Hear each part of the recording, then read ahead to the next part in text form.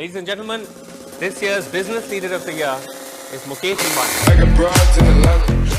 সোনার বাংলাদেশ সোনা দিয়েই বড় হইতে হবে। আমরা কিছু তামা দিয়ে হবো না, আমরা তামা সিলভার না, আমরা সোনার বাংলাদেশ। বাংলাদেশের সব থেকে ধনী ব্যক্তি হচ্ছে সায়েম সোভান আনভির, যিনি বসুন্ধরা কোম্পানির মালিক। অন্যদিকে ভারতের সব থেকে ধনী ব্যক্তি হচ্ছে মুকেশ আম্বানি। সায়েম সোভান আনভির এবং মুকেশ আম্বানির মধ্যে কে সেরা? যদিও এদের মধ্যে তুলনা হয় না, কিন্তু তারপরও আমাদের অনেকের ইচ্ছা জাগে এটা দেখার জন্য যে বাংলাদেশের সব থেকে ধনী ব্যক্তি কিভাবে জীবনযাপন করে আর ইন্ডিয়ার সব থেকে ধনী ব্যক্তি কিভাবে জীবনযাপন করে। আজকের এই ভিডিওতে আমরা সায়েম সোভান আনভির আর মুকেশ আম্বানির লাইফস্টাইল তুলনা করব। আজকের এই ভিডিওটি সম্পূর্ণ দেখলে আপনি জানতে পারবেন কার সম্পদের পরিমাণ কত এবং কে কিভাবে জীবনযাপন করে থাকে। তো যারা যারা নিজের বাবাকে ভালোবাসেন তারা ভিডিওটিতে একটি লাইক দিন, আর যারা যারা নিজের মাকে ভালোবাসেন তারা কমেন্টে লাভ রিয়াক্ট দিয়ে যান। প্রথমে আমরা দেখব বাংলাদেশের সব থেকে ধনী ব্যক্তি সায়েম সোভান আনভির কিভাবে জীবনযাপন করে। তারপরে আমরা জানবো মুকেশ আম্বানির লাইফস্টাইল সম্পর্কে। প্রথমে আসা যাক সায়েম সোভান আনভিরের কাছে। সায়েম সোভান আনভির জন্মগ্রহণ করেছিলেন 1981 সালে ঢাকাতে। তিনি বসুন্ধরা গ্রুপের সাথে কাজ করেন 2000 সাল থেকে। 2001 সালে তিনি বসুন্ধরা গ্রুপের ম্যানেজিং ডিরেক্টর হন। এরপর 2010 সালে তিনি বাংলাদেশের সর্বকনিষ্ঠ কোটিপতি হন। এরপর 2017 সাল আসতে আসতে তিনি বাংলাদেশের অন্যতম ধনী ব্যক্তি হয়ে ওঠেন। শুধুমাত্র বাংলাদেশেই নয়, কলকাতাতে সায়েম আনভিরের বিশাল ফ্যান বেজ রয়েছে। বর্তমানে বাংলাদেশের সব থেকে বড় কোম্পানি বসুন্ধরা গ্রুপের ম্যানেজিং ডিরেক্টর হচ্ছে সায়েম সোভান আনভির। তিনি একজন দুর্দান্ত এন্টারপ্রেনিউর এবং বাংলাদেশের সর্বকনিষ্ঠ সব থেকে ধনী ব্যক্তি। তিনি মাত্র 20 বছর বয়সেই বসুন্ধরা গ্রুপের ম্যানেজিং ডিরেক্টর হয়ে যান। তার বাবা আহমেদ আকবর সোভান বসুন্ধরা গ্রুপের প্রতিষ্ঠাতা এবং চেয়ারম্যান। এর পাশাপাশি বাংলাদেশের সব থেকে ধনী ব্যক্তিদের মধ্যে অন্যতম। সায়েম পড়াশোনা করেছেন ক্যামব্রিজের একটি স্কুল থেকে। এরপরে তিনি গ্র্যাজুয়েশন কমপ্লিট করেন আমেরিকান ইন্টারন্যাশনাল ইউনিভার্সিটি থেকে এবং তিনি তার পড়াশোনা শেষ করে 2001 সালে বসুন্ধরা গ্রুপের ম্যানেজিং ডিরেক্টর হয়ে যান। বাংলাদেশের এমন কোনো সেক্টর নেই যে সেক্টরে বসুন্ধরা গ্রুপ কাজ করছে না। রিয়েল এস্টেট থেকে শুরু করে ইনফ্রাস্ট্রাকচার, এমনকি মিডিয়া সেক্টরে রাজ করছে বসুন্ধরা গ্রুপ। বর্তমানে বসুন্ধরা গ্রুপ 20টির বেশি সেক্টরে কাজ করছে। বিভিন্ন রিপোর্টে বলা হয়েছে বর্তমান সময়ে আনভিরের মোট সম্পদের পরিমাণ 60,000 কোটি টাকা। এর মধ্যে তার নিজের সম্পদ থাকার পাশাপাশি তার বাবার সম্পদও রয়েছে, কারণ তার বাবা মারা যাওয়ার পর সকল সম্পদ তার কাছে আসবে। বলা হয়ে থাকে আনভির যে বাসাতে থাকে সেই বাসাটি বাংলাদেশের সব থেকে লাক্সারিয়াস এবং সব থেকে দামি বাসা।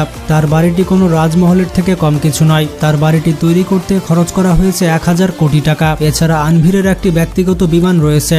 বাংলাদেশের হাতে গোনা কয়েকজন ব্যক্তি রয়েছে যারা প্রাইভেট জেট প্লেন ব্যবহার করে থাকে। তিনি বিভিন্ন দেশে ঘুরতে গেলে কিংবা ব্যবসার কাজে গেলে এই বিমানটি নিয়ে যান। যেহেতু তিনি বাংলাদেশের সব থেকে বড় ব্যবসায়ী, তাই তাকে বিভিন্নভাবে সুরক্ষা দেওয়া হয়ে থাকে। আনভিরের কালেকশনে এমন এমন সব গাড়ি রয়েছে যেগুলো দেখলে আপনি নিজের চোখে বিশ্বাস করতে পারবেন না। তার কালেকশনের প্রথম গাড়িটি হচ্ছে নিশান জিটিআর।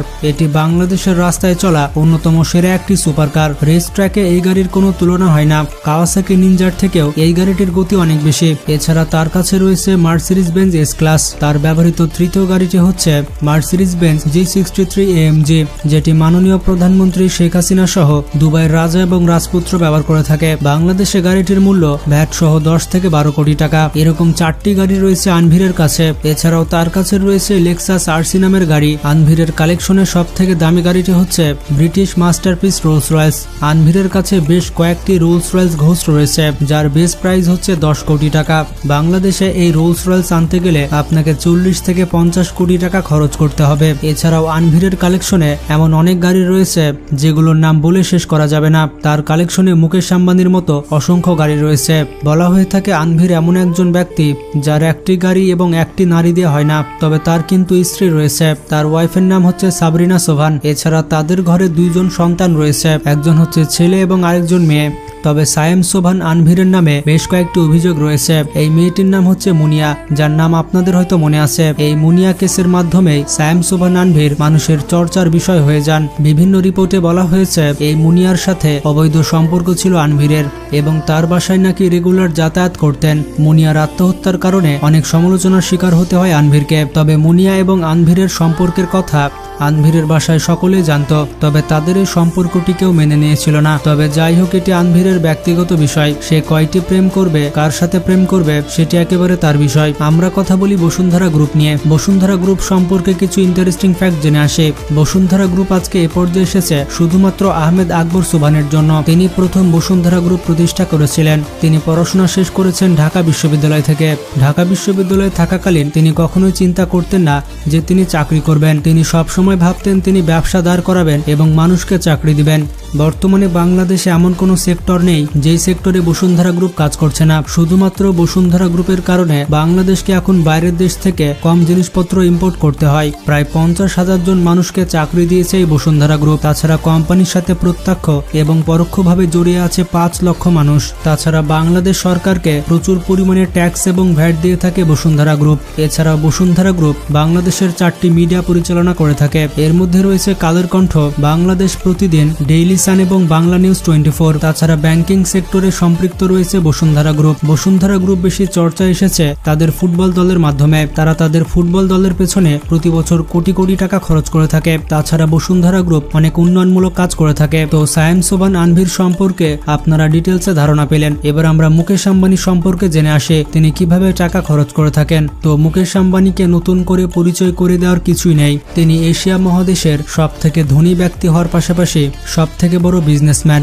মুকেশ আম্বানি কিভাবে টাকা খরচ করে তার ধারণা আপনারা হয়তো পেয়েছেন তার ছেলে অনন্ত আম্বানির প্রি ওয়েডিং সেরেমনিতে। তার ছেলের বিয়েতে মার্ক জাকারবার্গ এবং বিল গেটসও এসে গরিব হয়ে গিয়েছে। মুকেশ আম্বানি নিজের পেছনে নয় বরঞ্চ পরিবারের পেছনে কোটি টাকা খরচ করতে পছন্দ করেন। তার কাছে এতই পরিমাণ টাকা আছে যে তিনি টাকা কোথায় খরচ করবেন বুঝে পান না। টাকা খরচের দিক থেকে মুকেশ আম্বানিকে পৃথিবীর সবথেকে ধনী ব্যক্তি ইলন মাস্কও পেছনে ফেলতে পারবে না। তিনি শুধুমাত্র তার ওয়াইফের বার্থডে পার্টিতে খরচ করেছিলেন 220 কোটি টাকা, যেখানে আমরা 220 টাকা খরচ করতে পারি না। আর যারা সিঙ্গেল রয়েছেন তাদের কথা তো বাদই দিলাম। তাছাড়া মুকেশ আম্বানি তার মেয়ের বিয়েতে খরচ করেছিলেন 700 কোটি টাকা। এই পরিমাণ সম্পদ বাংলাদেশের মেগাস্টার শাকিব খান তার সারা জীবনে আয় করতে পারেনি। মুকেশ আম্বানি তার পার্সোনাল ইভেন্ট কিংবা পার্টিতে পানির মতো টাকা খরচ করে থাকেন। আম্বানি তার স্ত্রীর জন্মদিন পালন করেছিলেন যোধপুরে।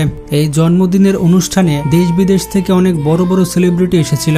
এছাড়া পৃথিবীর সবথেকে বড় ভিআইপি এবং সিআইপিরা এসেছিল। গাইজ, এখানে ভিআইপি আর সিআইপির পূর্ণরূপ কি সেটি কমেন্ট করে জানাবেন। এই বার্থডে পার্টিতে মুকেশ আম্বানি যাদেরকে ইনভাইট করেছিলেন তাদেরকে দেশ বিদেশ থেকে যোধপুরে নিয়ে আসার জন্য 32টি চার্টার প্লেন বুক করা হয়েছিল। এই জন্মদিনের অনুষ্ঠানে শুধুমাত্র ইন্ডিয়া থেকেই মার্সিডিজ গাড়ি এসেছিল 400টি। এই পার্টির ডেকোরেশনে যে ফুলগুলো ব্যবহার করা হয়েছিল সেই ফুলগুলো থাইল্যান্ড থেকে স্পেশাল অর্ডার করে নিয়ে আসা হয়েছিল। জন্মদিনের এই পার্টিতে কিসের ব্যবস্থা ছিল না, অতিথিদের কোনো আরামাইশের কমতি ছিল না এই পার্টিতে। পৃথিবীর ইতিহাসে মুকেশ আম্বানি একমাত্র ব্যক্তি যিনি শুধুমাত্র জন্মদিনের পার্টিতে খরচ করেছেন 220 কোটি টাকা। যার জন্মদিনে 200 কোটি টাকার উপরে খরচ করা হয় সেই লেডি কিভাবে জীবনযাপন করবে সেটা হয়তো আপনারা বুঝতে পেরেছেন। নীতা আম্বানি সবসময় তার স্টাইল এবং ফ্যাশন সেন্সের জন্য চর্চায় থাকেন। নীতা আম্বানির শাড়ি থেকে শুরু করে পার্স এবং জুয়েলারি পর্যন্ত সবকিছু মানুষকে আকৃষ্ট করে থাকে। নীতা আম্বানি এতটাই বিলাসী জীবনযাপন করে যে কোনো সাধারণ ঘরের স্ত্রী যখন তার স্বামীকে বলে কোনো দামি শাড়ি কিংবা জুয়েলারি কিনে দেওয়ার জন্য, তখন সেই হাজবেন্ডরা বলে আম্বানির বউ নাকি যে এত দামি দামি শাড়ি আর জুয়েলারি পরতে হবে। পৃথিবীর সব থেকে দামি দামি শাড়ি ব্যবহার করে নীতা আম্বানি। তার এক একটি হ্যান্ডব্যাগের মূল্যই 3 কোটি টাকা হয়ে থাকে। নীতা আম্বানির শুধুমাত্র একটি পার্স বিক্রি করলে একটি সাধারণ পরিবারের সারা জীবন কেটে যাবে। তো নীতা আম্বানি সম্পর্কে আর কিছু বললাম না, বেশি বললে আপনাদের জিভ খোলাই থেকে যাবে। এবার আসা যাক মুকেশ আম্বানি কি কি গাড়ি ব্যবহার করে। সত্যি বলতে মুকেশ আম্বানির অনেক গাড়ি রয়েছে, সব গাড়িগুলো সম্পর্কে তো আর বলা সম্ভব নয়। একটি রিপোর্ট বলছে মুকেশ আম্বানির কাছে 170টি লাক্সারিয়াস গাড়ি রয়েছে। এর মধ্যে রয়েছে বেন্টলি, বিএমডব্লিউ, মার্সিডিজ, ফেরারি, ল্যাম্বরগিনি এবং British masterpiece Rolle's Royals.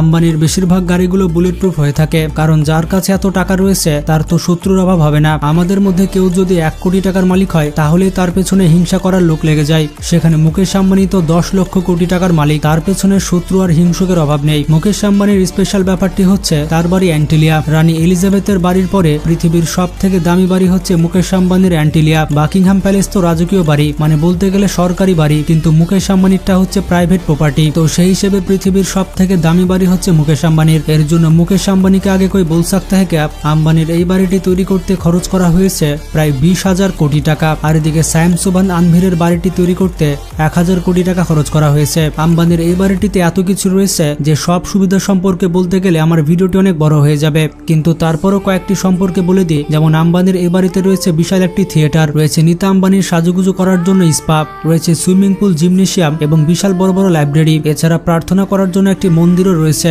Mumbai শহরে যখন বিশাল গরম পড়ে তখন নীতা আম্বানি অ্যান্টিলিয়াতে বরফ নিয়ে খেলা করে। বন্ধুরা, আপনারা ঠিকই শুনেছেন, আম্বানির বাড়িতে এমন একটি রুম রয়েছে যেটিতে গরমকালেও বরফ পড়ে।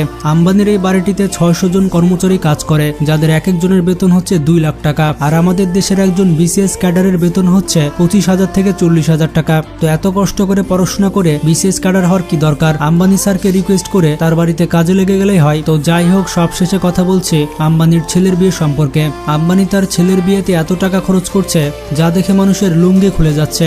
এমনি তো মানুষ অন্যের ভালো সহ্য করতে পারে না, সেখানে সোশ্যাল মিডিয়াতে আম্বানির ছেলের বিয়ে দেখে কয়েকজন তো রীতিমতো হার্ট অ্যাটাক করেছে। গাইজ, আম্বানি সম্পর্কে আজকে এ পর্যন্তই থাক। মুকেশ আম্বানি এবং সায়েম শোভান আনভির কিভাবে টাকা খরচ করে তা আপনারা দেখতে পেলেন। আসলে এগুলো আমাদের দেখারই কাজ। তারা কোটি কোটি টাকা খরচ করেই যাবে আর আমরা তাদের নিয়ে ভিডিও বানিয়ে যাব, আর এদিকে আপনারা সেই ভিডিও দেখতেই থাকবেন। তো আজকে অনেক হয়েছে, ভিডিওটি ভালো লাগলে বন্ধুদের সাথে শেয়ার করতে পারেন। আর এত কষ্ট করে আপনাদের জন্য ভিডিও বানাই, আপনারা চ্যানেলটি সাবস্ক্রাইব না করে চলে যান। তো আজকে এ পর্যন্তই। নিজে ভালো থাকবেন, অপরকে ভালো রাখবেন। আল্লাহ হাফেজ।